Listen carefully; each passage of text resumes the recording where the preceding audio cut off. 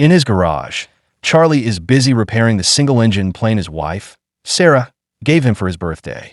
Sarah steps in to tell him she'll soon be leaving for a business conference in London. She invites him to come along once more, but Charlie declines. He's buried under a mountain of work. Later, Charlie arrives at CIA headquarters. To reach the Decryption and Analysis Department, he passes through every security scanner, systems he designed himself, before settling in at his workstation.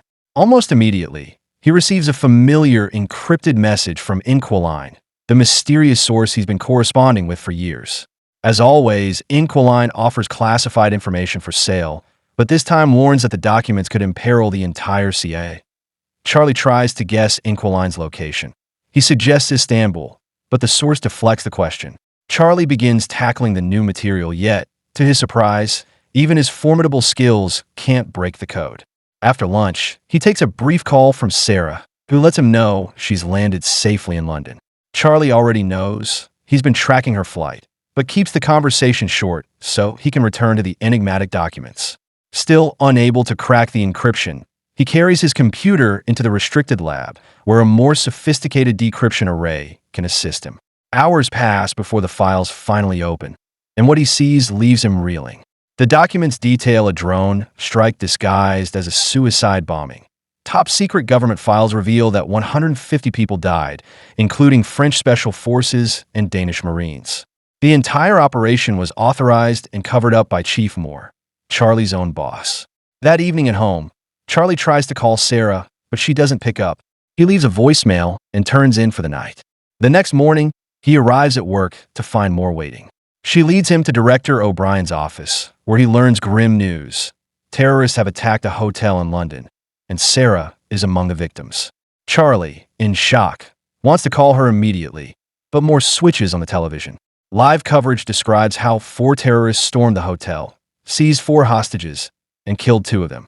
Moore then plays security footage from the hotel, chaos in the corridors, gunfire, and confirmation that Sarah was indeed one of the victims.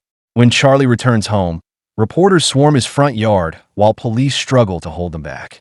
A friend helps him slip inside without facing the cameras. The following day, Charlie confronts Moore and Supervisor Caleb, deeply suspicious about the circumstances of Sarah's death. Charlie can't wrap his head around how the terrorists managed to get past London's massive network of security cameras, especially considering they drove straight into traffic.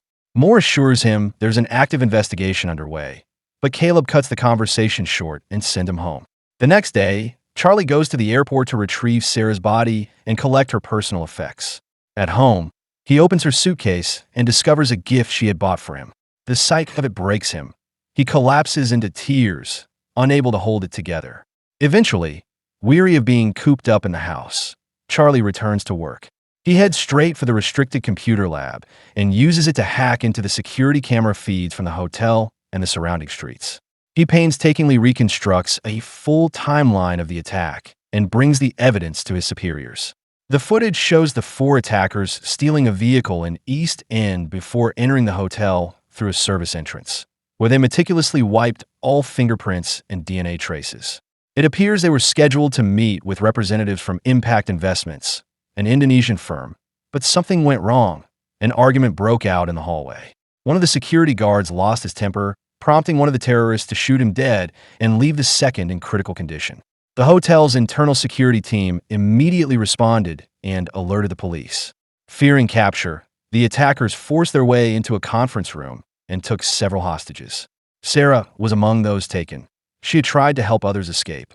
Charlie has since run both voice and facial recognition analyses, identifying all 4 perpetrators. There's Mishka from Moscow, Lawrence, a former South African Special Forces member, Horst, a mercenary, and Gretchen, a former intelligence officer. To Charlie's dismay, neither Caleb nor Moore seem surprised by the findings. Their lack of reaction tips him off. They already knew who the attackers were. They insist they're handling it and direct Charlie to attend therapy sessions. The following day, Charlie secretly hides a microchip in his ID badge, allowing him to pass through CIA security undetected. Once in his office, he prints out all the classified files and uses a data skimmer attached to the printer to capture a digital copy of everything. Later that night, Charlie finds himself sitting alone at a bar, staring silently at a jukebox. By morning, he's back at CIA headquarters, confronting Moore and Caleb with the hard copies of their own dirty secrets. He lists off Moore's covert operations one by one: bombing a Syrian hospital, launching a strike on an Allied base in Yemen, actions that resulted in the deaths of countless civilians. Charlie threatens to go public, revealing that he's set up a dead man's switch.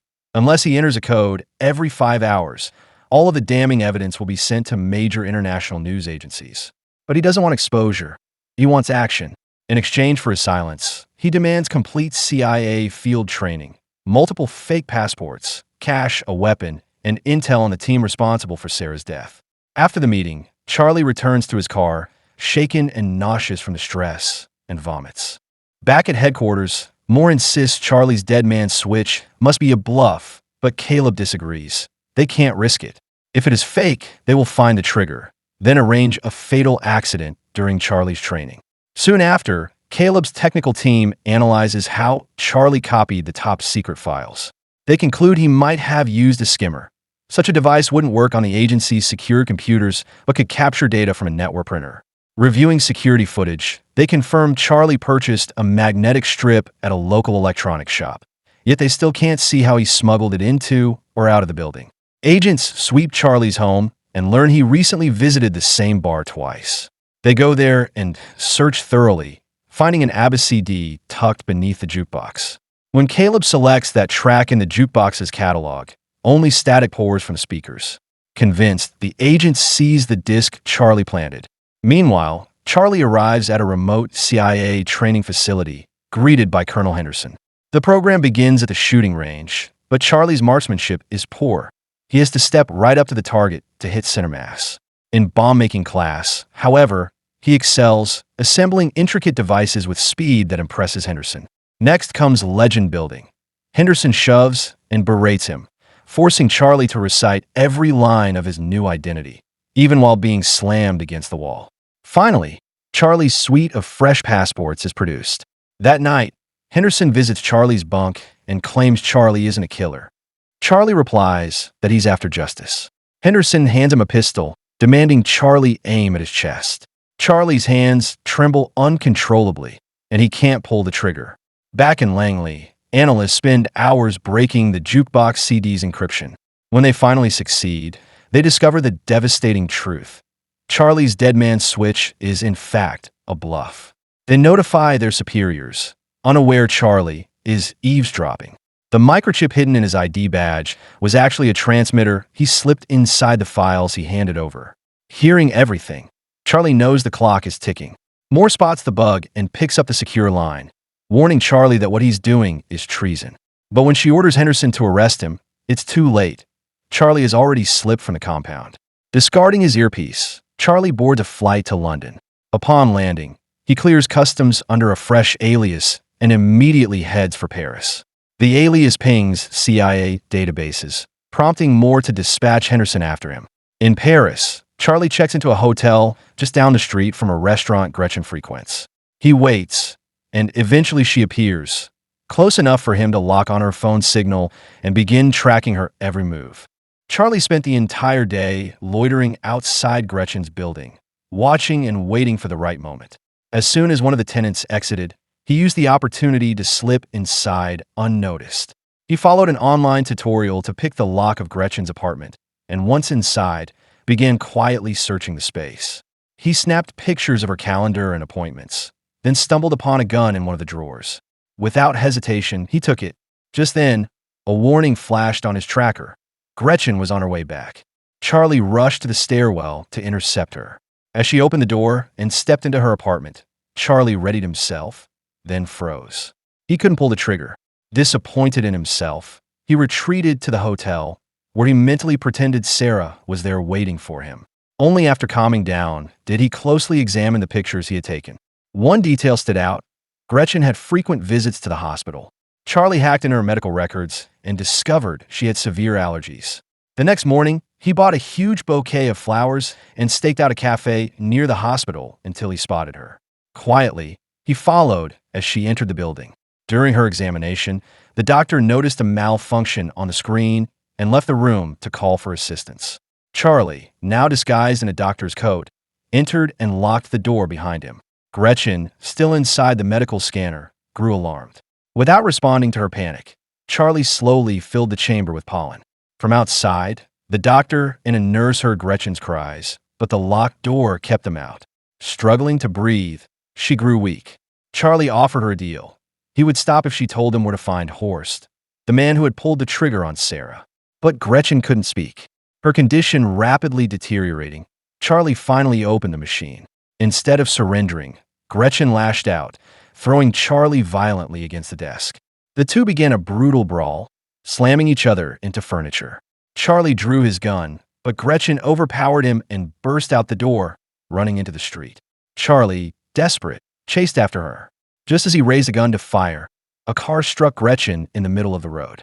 Horrified, he hesitated, then forced himself to approach her broken body and take her phone. He ran off into the night, ditching his bloodied lab coat in a nearby trash bin. Back at the hotel, Charlie washed away the blood and packed his bags. That evening, he bought a ticket to Marseilles at the bus station, disappearing into the night. Meanwhile, news of Gretchen's death reached the CIA. Director O'Brien confronted Moore, who only muttered that she had been killed by one of their own. Later that night, Charlie sat alone in a dimly lit bar, drinking heavily in an attempt to drown the guilt. For a fleeting moment, he thought he saw Sarah dancing on the floor. But as he looked closer, it was just a stranger with a passing resemblance. Then, out of the corner of his eye, Charlie noticed Henderson walking toward him, and panic immediately set in. Charlie shoved his way through the crowd in the bar, desperate to escape Henderson.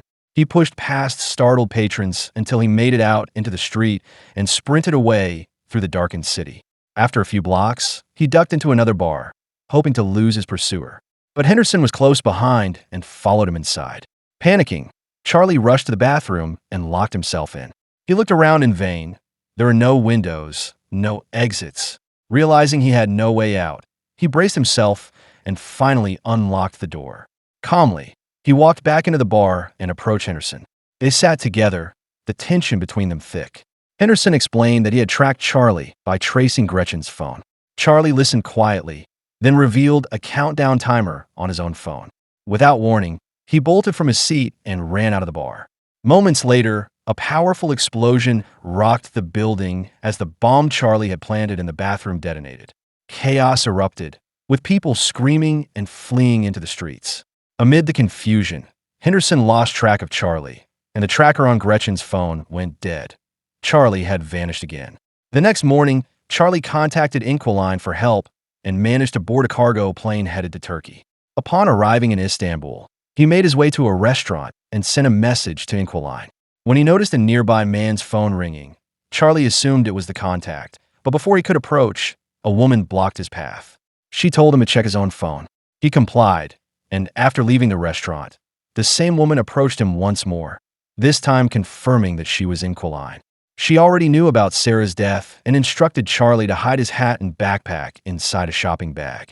To avoid drawing attention, she told him to spend some time browsing the stores, then meet her later at a garage. When they reunited, Inquiline drove him to her home. During the ride, she opened up about her past. She'd become a hacker 6 years ago after her husband died. He had been a CIA asset embedded in Russian intelligence, and the original Inquiline. He taught her everything. The official report claimed he had fallen from a window, but she knew better. At her home, Inquiline confessed that it was the only place she'd managed to live longer than 3 years. She admitted she was tired of always being on the run. If the Russians ever came for her, she said she had a gun ready to end things on her own terms. Then, they turned their attention to the case. Horst, they concluded, was the leader tasked with recruiting mercenaries for Moore. Lawrence was identified as an arms dealer, and Inquiline volunteered to pose as a weapons supplier to make contact. Lastly, there was Mishka. He traveled frequently and documented everything online. Together, they inspected his social media photos and noticed a woman frequently appearing with him. Facial recognition identified her, and they tracked her down to an Instagram account that confirmed she was currently in Spain. Meanwhile, at CIA headquarters, Caleb instructed his team to keep surveillance on all known terrorists, hoping they would eventually lead them to Charlie. O'Brien met with Moore and ordered him to cease conducting black ops missions without her authorization. Moore, unfazed, calmly reminded her that her predecessor had delivered the same ultimatum. And just like then, he responded with the same carefully chosen words. She had his full support. After her meeting with Moore, O'Brien got into her car, where her assistant handed her a photo of Henderson in Spain. It confirmed her suspicion. Moore had sent him. Acting swiftly, she ordered one of her own agents to follow and monitor Henderson's movements. Meanwhile, Charlie and Inquiline continued their hunt for Mishka. By hacking into the security cameras of a Madrid hotel, they located him and confirmed that he was staying there. Charlie traveled to Madrid and checked into the same hotel, gathering intel on Mishka's routines. He discovered that Mishka enjoyed swimming in the pool that connected the rooftops of two adjacent buildings. At the same time, Henderson arrived in Madrid and began tracking Charlie's location. The following day, Charlie began assembling a device he had designed to neutralize Mishka. Once finished, he carefully hid it inside the hotel, ensuring it was ready when the time came. Later, Charlie tailed Mishka to the hotel bar, unaware that Henderson had also entered the lobby. While observing Mishka, Charlie spotted a suspicious man at the bar. The face triggered a memory. He had seen this man before. Realizing he was being followed, Charlie whispered into his earpiece, alerting Inquiline. She quickly ran a facial recognition search and confirmed the man as a CIA agent. Then she spotted Henderson on another security feed and warned Charlie to abort the mission. But Charlie refused. He was too close to stop now. When Mishka made his way to the rooftop pool, Charlie followed. Confronting him at the edge, he demanded to know Horst's location. Mishka refused to talk, dismissing the threat, so Charlie activated the device. The glass floor beneath Mishka began to crack. Panic overtook him, and he started to swim for safety, but it was too late. The glass gave way, sending Mishka plunging to his death while the pool's water flooded the street below. Back in Charlie's earpiece, Inquiline urgently warned him that Henderson and the other CIA agent were closing in. She guided Charlie with directions through the hotel, but the agents were gaining ground. The chase was intense, and Henderson nearly caught him, until the second CIA agent attacked from behind. The two men brawled in the laundry room, throwing each other into machinery. Henderson forced the other agent's head into a washing machine. The man drew a gun and managed to shoot Henderson in the shoulder, but Henderson snatched the weapon away and returned fire, killing him. Charlie arrived at the scene just as the struggle ended. He stood frozen in the doorway, unsure whether to step in. Inquiline, still monitoring through the cameras, reminded him that he had to keep running. Reluctantly, Charlie turned and fled once more. The next day, O'Brien summoned Moore to her office. She questioned him about Charlie's whereabouts, and Moore casually claimed that Charlie was on bereavement leave. O'Brien let him go without further comment. But once he was gone, she pulled out the hotel security footage, revealing she knew far more than she'd let on. Meanwhile, Caleb and his team had been combing through the same surveillance videos. They noticed that Charlie had received help during the operation. Turning to his encrypted communications, they eventually found messages linked to Inquiline. Digging deeper, they uncovered the file of the original Inquiline, now deceased, and correctly deduced that his widow had taken up his identity and operations.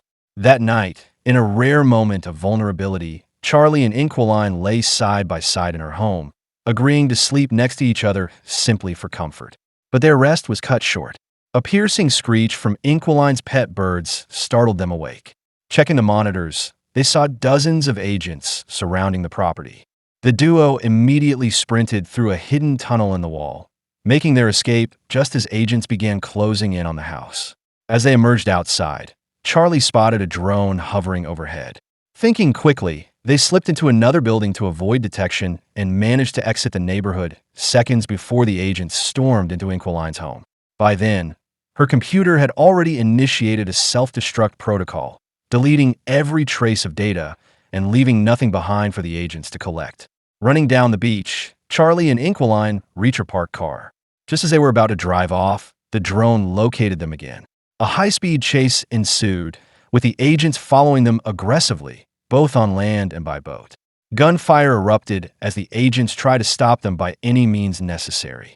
During the pursuit, their vehicle sustained heavy damage, and one of the bullets struck Inquiline, leaving her mortally wounded.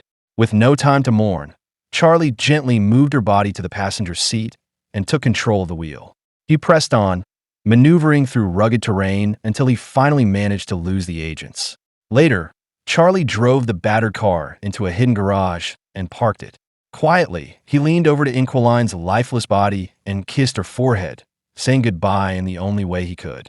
The next day, Charlie posed as an arms dealer and made contact with Lawrence, arranging a meeting. To cover his tracks, he bought new electronic devices and then traveled to Romania. In an abandoned building, he recorded a deepfake video of himself and hacked into a security feed in Berlin. The fake footage successfully misled the CIA, prompting them to mobilize their agents toward Berlin. When Lawrence eventually arrived at the meeting location, he found a ringing phone placed atop a chair. Curious and wary, he picked it up and heard Charlie's voice instructing him to look inside a nearby box. Inside was a collection of explosives wired to detonate if he made the wrong move. Among the contents, Lawrence also found a photo of Sarah. Then, Charlie revealed himself, stepping into view and demanding to know Horst's location. He promised to deactivate the explosives if Lawrence cooperated. Cornered and terrified, Lawrence confessed that Horst operated in Russian waters and typically handled his deliveries at a Baltic seaport. When Charlie asked how to get in touch with Horst, Lawrence explained that the only communication was done through coded messages sent by Horst's men. All the necessary names and numbers were stored in his phone, which he then tossed to the ground. Charlie retrieved the phone and walked away without another word. As he left the building, a deafening explosion echoed behind him. Lawrence had been killed by the very bombs Charlie had planted. Soon after, the CIA received word of Lawrence's death in Romania.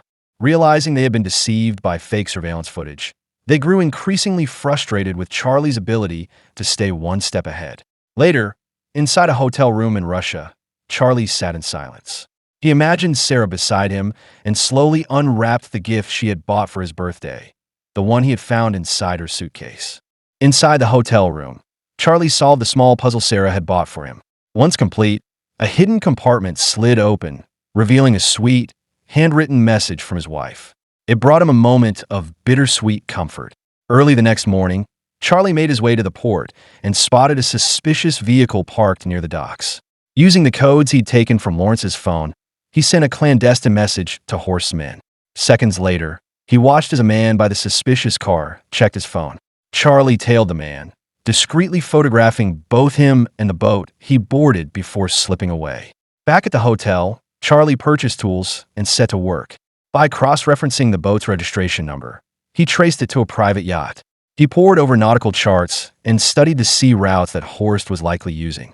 The next day, Charlie approached the vessel, but before he could act, someone struck him from behind, making him drop Sarah's treasured puzzle.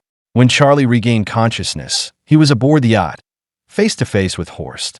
Horst held up the bomb Charlie had planted earlier, having found it during a search. He taunted Charlie, noting that he'd only killed his previous targets indirectly. Believing Charlie incapable of murder at close range, Horst handed him a gun and ordered him to pull the trigger. Charlie's hands trembled. He set the weapon down, refusing to shoot. Suddenly, alarms sounded and the yacht swerved sharply off course. The crew scrambled in confusion. Calmly, Charlie revealed that he had seized control of the vessel's navigation. The yacht, he explained, was CIA-administered, and since he had written the security protocols, hacking its systems and diverting it toward Finnish waters had been simple. Moments later, Finnish Navy vessels and Interpol boats encircled the yacht. Armed personnel boarded, swiftly arresting Horst and his crew. Sometime afterward, Director O'Brien held a press conference, announcing that all rogue agents who had exploited CIA resources for illicit operations were now in custody. Among those quietly observing was Colonel Henderson. He approached Charlie afterward, expressing pride in what Charlie had accomplished. Charlie then visited Sarah's grave, standing silently beside the headstone in a brief, heartfelt farewell. Finally, back home, he entered his garage, climbed into the restored single-engine plane Sarah had given him, and, at last, took to the skies.